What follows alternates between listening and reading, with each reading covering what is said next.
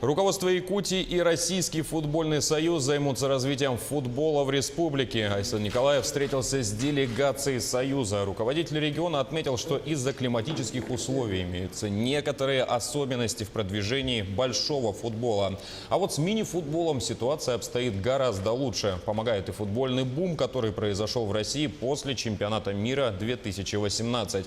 Легендарный российский футболист Алексей Смертин в ходе встречи отметил, что в Якутии есть все условия для развития этого вида спорта. Однако обязательно нужно создать собственную профессиональную команду.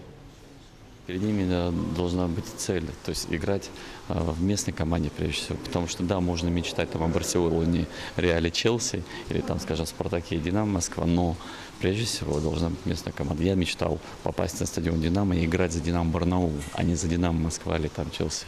И это абсолютно нормальное желание, то есть как бы логично укладывается в голове ребенка. Поэтому, конечно, было бы здорово, если была профессиональная команда в республике.